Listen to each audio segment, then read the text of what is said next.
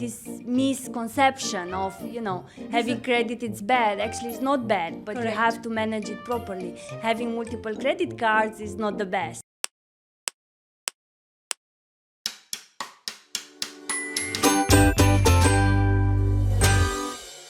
A very good evening to one and all, and welcome to another exciting episode of the Reengineered podcast. And myself, Madhusmita Nayak, your host. And today we have a very special guest with us. She is a true trailblazer in the field of credit risk and analytic consultancy. She is none other than Nicoleta Remmlinger. Thank you. Thank you for having me. And I have gone through your story from where you started your job from operations and now you are heading business development, how you have re-engineered your career. Can you tell me the story from where it got started? Thank you. Sure. I started actually in customer relationship, end up after 2 years as a business analyst in the credit bureau industry. And then I like quite a lot the business analyst role, but that as a natural step brings you in project management. So back in 2018, I took my project management professional certificate. And after that, again, I feel like a natural step. I end up in business development in the credit bureau space. So I used to work for circa 10 years in credit bureau industry. Last credit bureau I work for, it's the credit bureau we have here in UAE, Al-Ittihad Credit Bureau.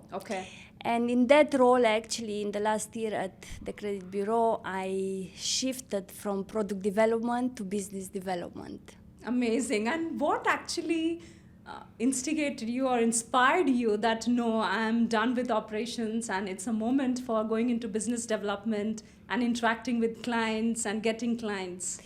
Yeah, so I actually felt I like to speak with the end user of the solution and really understand what is that pain point and how I can address that. Usually every innovation or every great solution starts from a problem. And from the pain points. Exactly. So business development, it's that area where, first of all, you will travel, either is, in the country or internationally. And I always like to travel. So in a product development space, operation space, you will go every day to the office and then back home. In my role today, I just travel between clients and across the globe. Yes, and also in Dubai itself, right? From Dubai to Sharjah to Abu Dhabi. Emirates, in the same day, you might have, different clients in different Emirates. And that's one aspect, the fact that you travel. Second is the fact that you meet so many stakeholders from different backgrounds, especially here in Dubai, different cultures, different level of seniority. And I really learned a lot from each and every of them.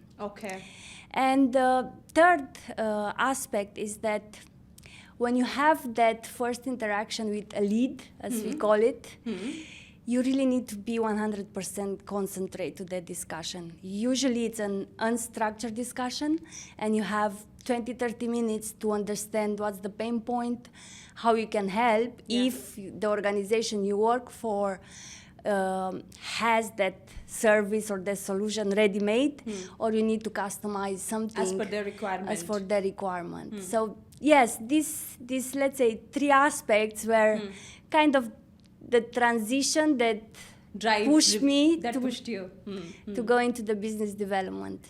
The kind of the first parameter that you mentioned, that travel, it's quite interesting that it's a key driver for your transition from operations to business development. In that note, can you tell me a little bit of your background, from where you came and how you traveled to Dubai? Yeah, actually I always liked to travel.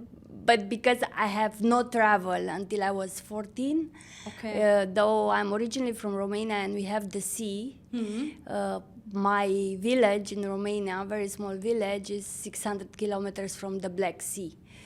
So I always wanted to see the sea, However, my family didn't afford that. So until I started high school, I was not able to see, other areas that really my local environment. And then with that, I started really to enjoy the concept of seeing new places and Traveling discovering. and enjoying, yeah. And university was in another city that was not my local village. And then I say, why not studying abroad? So I studied quite hard to get a scholarship and In universities and pursue your studies, huh? Yes, and went to Italy. So I studied part of my master in Bologna, and then started to work with an international company over there that delivered this credit bureau around the world. So with that role, I traveled a little bit around Europe. My first trip in this part of the world was back in 2012 in Bangladesh. Okay. Which was a very different environment of what I have seen. Different culture, yes, completely. Till then, and then yes, back in 2016, the company asked me if I want to move for 1 year to Dubai to help the credit bureau here to launch, to explain to the banks the credit bureau solution. And I was the first one saying yes, of course. So exciting and incredible journey. Like you see how your profession has led to your passion. Like you enjoy traveling, and at the same time your career led you land in Dubai too. Incredible. But when you moved from operations to business development, definitely you might have faced some challenges to cope up with the new requirements and what your job demands. So any predominant challenges that you faced in your job role when you did the transition? Yeah, so in business development, it's really a lot about creating and building strong relationships with your stakeholders that, eventually can become or not your clients. And that was a challenge to really build that long-lasting relation. Correct. When you are in product development or in operations, usually you have a project, and once that project finishes, you are next to You're just delivering to the the new project Yeah. and new stakeholders. While in business development, a relationship can be really over years and years, right? Correct. So that was one challenge, and I actually turned it, from a challenge to an opportunity. And as I told you, now I meet so many stakeholders every day, and this is really great. Another challenge would be marketing aspect. So in product development operations, you never bother or think about marketing. While in business development, it's really important that people trust you, first of all, as a person, Correct. as an expert in your industry, and then all the marketing around the organization you work with, right? It's so beautiful. Like, as you said, the first thing ever in customer journey starts with trust. And business development is being a front-facing that develops from trust only. Yes. So saying that, now you are experienced in back office, front office, how you create this unique selling proposition for yourself?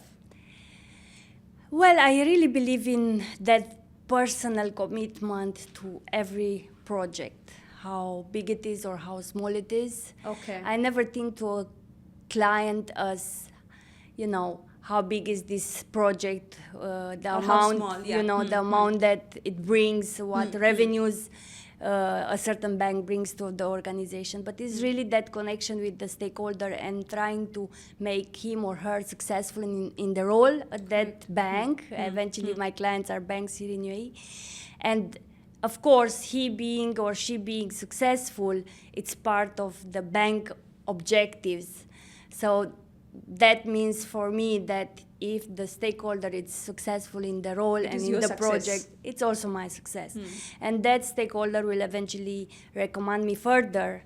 And this is actually the story of Foremost, the company I work with here in UAE. We started back in 2020 in full pandemic. And as we speak, we have 10 customers part of our portfolio. And it's all about that personal commitment that I give to every project. And then I think it's also empathy. So, in business development, not every project You get to bring empathy, right? And you understand, yeah. Yes, and not every discussion can close in a project, Correct. right?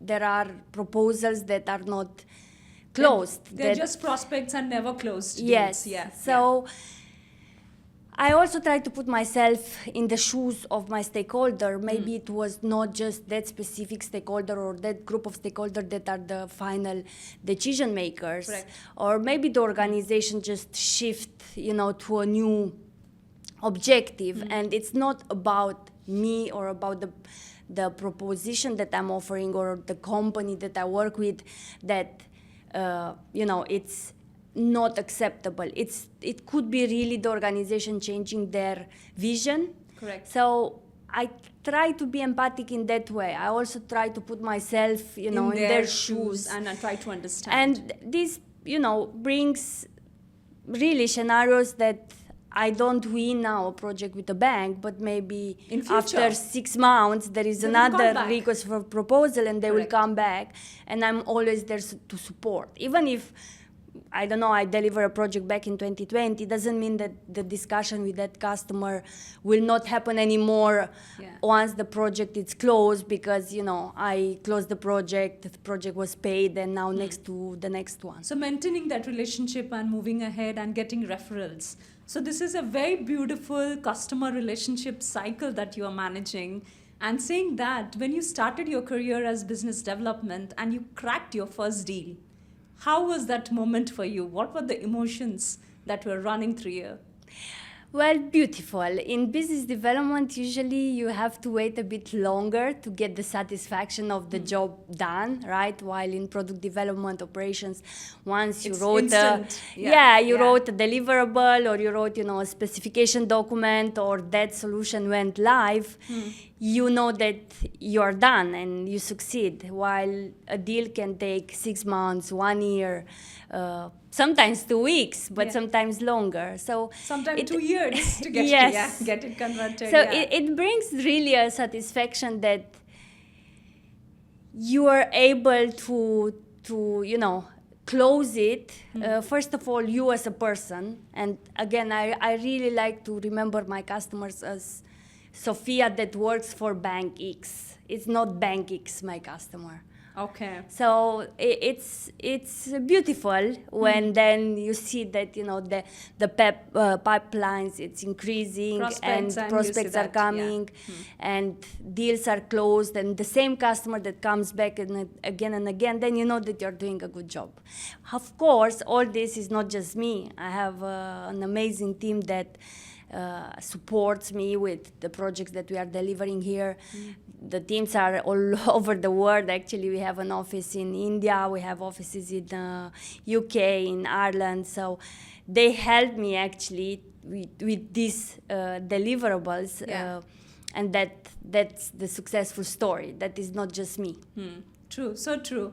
And you are a role model by yourself by setting you transiting from operations to business development, and also proving yourself in business development, and so showing that anyone back in operations can do business development and vice versa, right? And with saying that, what is that legacy that you want to show, or do you hope to give it to the female community who are trying to get their feet in credit risk consultancy? I want that people will understand more about credit risk and not see it as a negative connotation behind. Okay. So that we as individuals, but also companies, especially so many companies, new startups in Dubai, opening every year, that they would know how to interpret the credit risk assessment.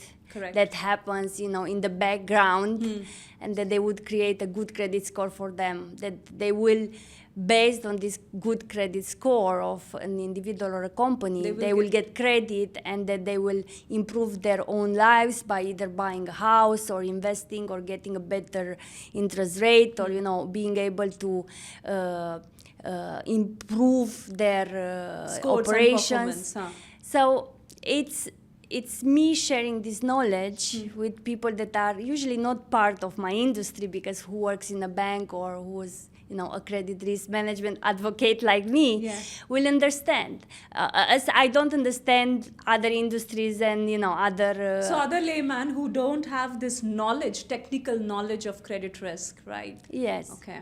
So what you are doing for that, and how you are spreading the awareness?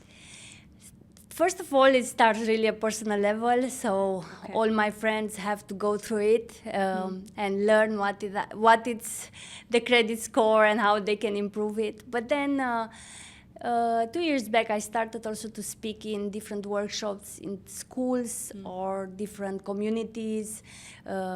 Women are not necessarily just woman-oriented. The entire community. The entire community, where I really share my knowledge about the credit risk assessment and how we can all benefit from knowing more and doing better. Yeah. So this is a bit what I'm doing.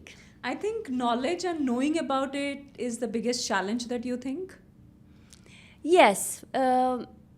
People would really not think that having multiple credit cards, it's actually not a bad thing, but not the best thing you could have. Okay. So people would think, if the bank is giving me the third credit card, why I should not accept it? Maybe I will need it in the future. Okay. But actually, having that 3 credit cards, it's increasing your Credits, exposure, and then eventually you are more probable to default, because if you will be using all these credit cards, maybe you will go over your affordability. So just knowing how to manage, your exposure in the market can place you in a better place. Yeah. And it sounds so simple, but actually these tips will really help to understand and increase your financial stability. Yes. Yeah, so I think the way you are promoting and awareing everyone, especially as you said, community, it's not necessarily only women, also men and youngsters should be well aware of how to manage their credits. Yes. Yeah, thank you so much for doing that work, and you have received so many awards and accolades as a best entrepreneur, best credit management consultancy and advocate. So saying that, what are your future projects and how you think you will be doing more awareness and trainings across for increasing the knowledge base of individuals? So events like this, right? Media these days helps us to share the knowledge, to be part of different communities. And one of the awards is Entrepreneur of the Year, which means you can start from zero and grow that business to levels that even maybe yourself would not believe would be possible. And this is what happened when I started the expansion of Foremost in the Middle East back in 2020. Was literally from zero, though the company is founded in 2011, but in the Middle East nobody knew about Foremost and our services. And that increased your exposure. Yeah. And now a lot of the banks in the country are aware about us, and they speak good about us. And credit risk management advocate, yes, is speaking about how you can improve your credit score and how you can really benefit from it. So I'm also explaining to the people that they actually should get credit.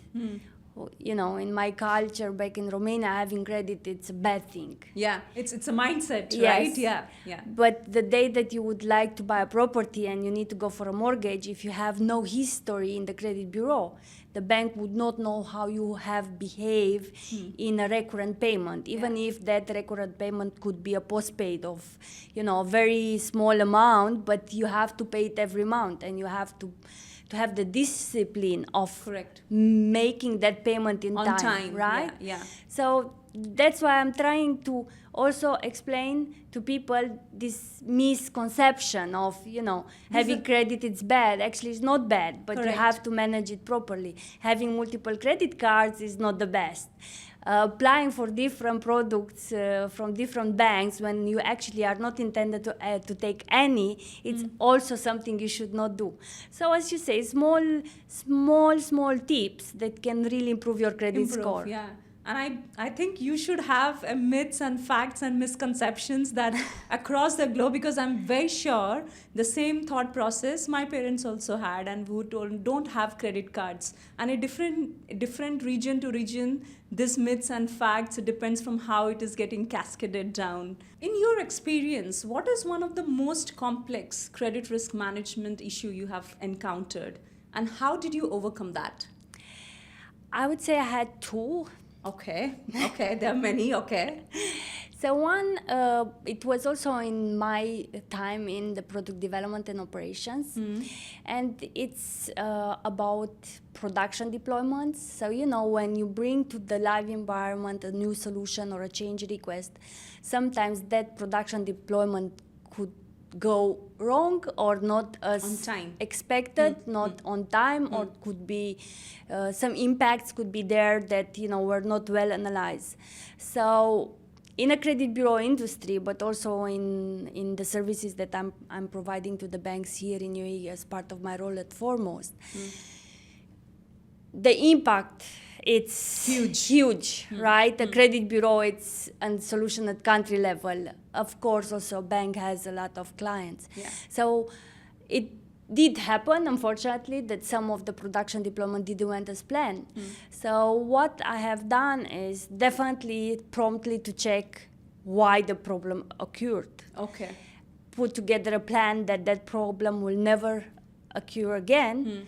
But then, most importantly, I think, is being honest with your customer. That you have done this mistake. That the mistake has been done, and that it will never happen because the process was already adjusted. And, of course, how you will make sure that will not happen again. This is such a beautiful example of reengineering, that being trustworthy, being transparent, and then re-engineering the process so that the mistake doesn't happen again. Yes. And one more actually event that happened during my time at Foremost was model development that we deliver for a bank that was then questioned by the validation team as not being in line with their expectation. Okay. The model was delivered months back, so the team that worked on that model development was already engaged in another project. So I had the challenge of bringing that team back because, as I told you earlier, the customer has always the right to put questions, and you need to support the customer with the answers that he's looking for, right? So I had the challenge of bringing that team back, but I also had the challenge of how I manage the effort and the cost of that re-evaluation of what we have done in the past internally, right? Correct. Because the team has to charge on a project. This project was already closed. So I did explain to the customer that there will be a cost for us to, of course, analyze the points that were raised by the validation team. And the customer agreed. And after we completed our analysis and we presented in front of a senior management committee, it has been decided and approved that actually the model we have delivered was in line with the requirements. And this is to say that sometimes the clients will eventually, raise points, or I don't want to say complain, but you have to be ready to bring back your ability to resolve that matter. And in some cases, client is right, in some cases, client is not right. But you have to be open to support the client in his questions, in his, requirements. Expectation. And how beautifully you managed both the cases by being transparent with the client. Yes. Yeah. So which client eventually agreed to you what you said? Yeah, and this client, actually, it's a recurrent client. He came back with another project. Oh, yeah, beautiful. And that shows, right? So being transparent and authentic and open to the client actually bring back more referrals. Yes. Thank you. Before I sign off, my last question to you will be, you started from operations, then business development. Any other re-engineered plans for yourself? Well, I learned to not say, never say never. Okay. Right? Yeah. Because To any opportunity that comes. I once say I will never, and then I did it. Okay. So as of now, I am very comfortable and very happy with the progress I'm doing in business development. I'm still learning many aspects of this new role I'm having. Eventually, the new step would be an executive role. Okay. Where I'm seeing myself in the next maybe 10 years. My best wishes for that, and definitely maybe within 5 years you will be able to achieve it the way you are progressing, and most importantly what you are doing, giving back to the community the financial literacy awareness. So more power to you and keep going. Any re-engineered message for our audience?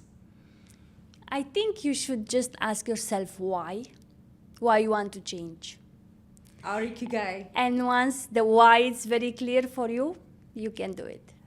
Thank you so much, and it's a pleasure having you in our podcast, and your passion for financial literacy and creating the role that you are creating in this credit risk management and consultancy, and being an advocate in clarifying all these misconceptions and making everyone aware as a community in a whole that what is good and what is not good and what we should have.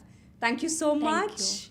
And to all our listeners, thank you for joining us in this episode. And please tune in every Friday, 6 p.m. UA time, to get to know another re-engineered story. Until then, keep re-engineering yourself till the time you find your purpose.